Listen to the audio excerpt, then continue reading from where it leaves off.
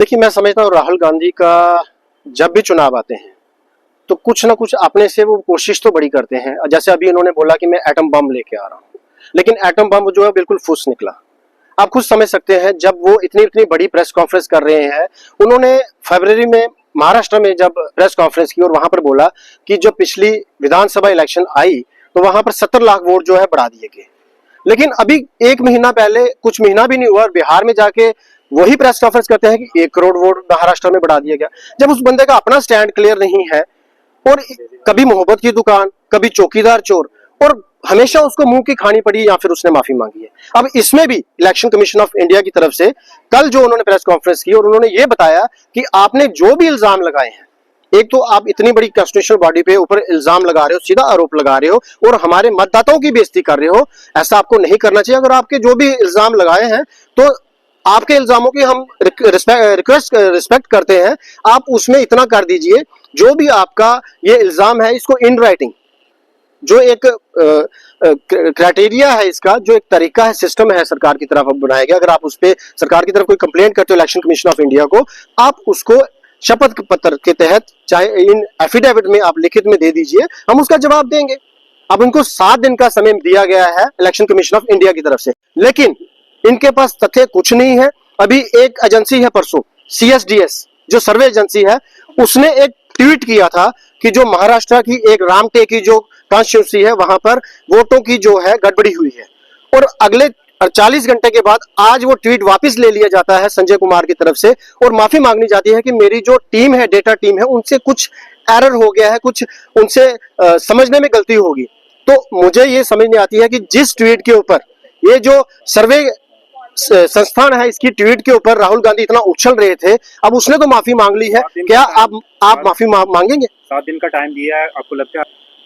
देखो, हमें करने की खास जरूरत नहीं है, क्योंकि हमें पता है हम अपनी जगह भाजपा सही है।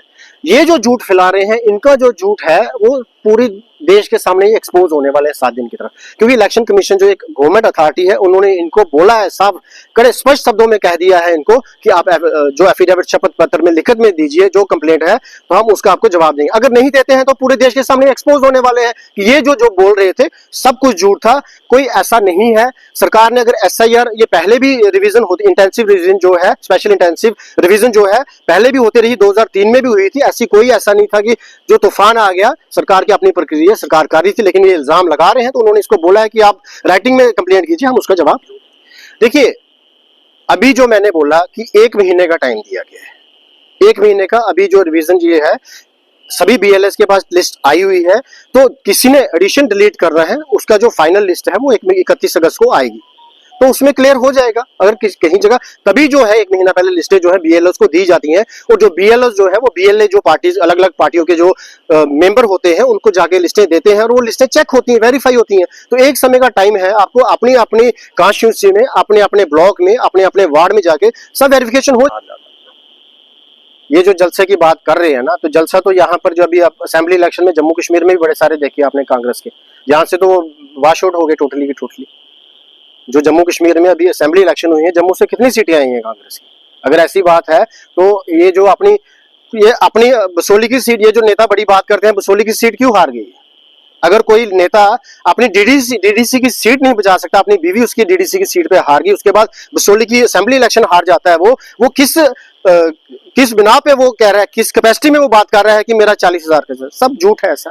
ऐसे जलसे तो आप पैसा दे के भी जलसे कर लोगे, लेकिन बात है जो सही तरीका है, अगर आप सब ट्रांसपेरेंसी रखी हुई है यहाँ पर, अगर इलेक्शन का समय है, यहाँ पर एक बड़े तरीके से और फेयर इलेक्शन होती है, ट्रांसपेरेंस इलेक्शन होती है, डिजिटल डाटा क्यों नहीं प्रोवाइड होगा? वही तो बोल रहा है, डिजिटल डाटा मिल जाएगा। आप कंप्लेंट देखो कि आपसे कोई चीज चाहिए इलेक्शन कमीशन में, आप उसको लिखित में दीजिए ना। आप कहीं भी प्रेस कॉन्फ्रेंस करके कहीं चौक में जाके शोर मचाओगे, उससे काम नहीं ना चलेगा। आप दीजिए लिखित में, जो लिखित में होगा तो उसको जवाब मिल जाएगा। इसमें क्या है, जो भी चाहिए आप इन राइटिंग दीजिए, सरकार जो कॉन्स्टिट्यूशनल बॉडीज है, इलेक्शन कमीशन, वो देगी आपको जवाब।